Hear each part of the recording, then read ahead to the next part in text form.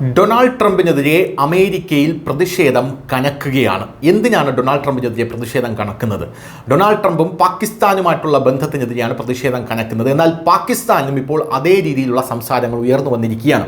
ഇന്ത്യക്കെതിരെ ട്രംപിൻ്റെ താരിഫ് നയം അമേരിക്കയുടെ വാണിജ്യ താൽപ്പര്യങ്ങളുമായി ഒരിക്കലും ബന്ധപ്പെട്ടതല്ല.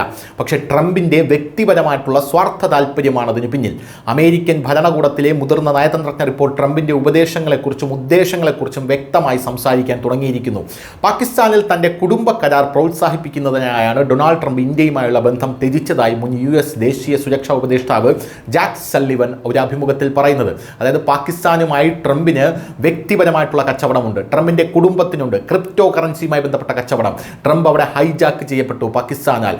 അതുകൊണ്ടാണ് ഇപ്പോൾ ഇന്ത്യ എന്ന് പറയുന്ന ഒരു മഹാരാജ്യവുമായി ട്രംപിന് വലിയ രീതിയിൽ സമ്മർദ്ദത്തിലും പ്രതിസന്ധിയിലും ഏർപ്പെടേണ്ടി വന്നത്. ഒരു യൂട്യൂബ് ചാനലിൽ അഭിമുഖം നൽകുകയായിരുന്നു US NSAയും അഭിഭാഷകനുമായിട്ടുള്ള സുള്ളിവൻ. ഇതിനിടയിൽ അദ്ദേഹം പറയുന്നത് ദശലക്ഷങ്ങളുടെ ഉഭയകക്ഷി സഹകരണത്തിന്റെ അടിസ്ഥാനത്തിൽ ലോകത്തിലെ ഏറ്റവും വലിയ ജനാധിപത്യ രാജ്യമായ ഇന്ത്യയുമായിട്ടുള്ള ബന്ധം ശക്തിപ്പെടുത്താൻ അമേരിക്ക പ്രവർത്തിച്ചിട്ടുണ്ട്. ചൈനയുടെ സാങ്കേതികവിദ്യ കഴിവുകൾ, സാമ്പത്തിക ശാസ്ത്രം, തന്ത്രപരമായിട്ടുള്ള നിലപാട് എന്നിവയെ നേരിടാൻ നമ്മൾ ഒന്നിക്കേണ്ട ഒരു രാജ്യമാണ്. അതായത് ഇന്ത്യയും അമേരിക്കയും ഒന്നിച്ച് നിൽക്കേണ്ടതായിരുന്നു. ഈ രംഗത്ത് പ്രധാനപ്പെട്ട പുരോഗതി അന്നു മുതലേ ഉണ്ടായിട്ടുണ്ട്. അതെല്ലാമാണ് ട്രംപ് ഒരു ദിവസം കൊണ്ട് തച്ചുടച്ചത്. ട്രംപ് കുടുംബവുമായി വ്യാപാരം നടത്താനുള്ള പാകിസ്ഥാൻ്റെ ആഗ്രഹം കാരണം ഇപ്പോൾ ട്രംപ് ഇന്ത്യയുമായുള്ള ബന്ധം ത്യജിച്ചു.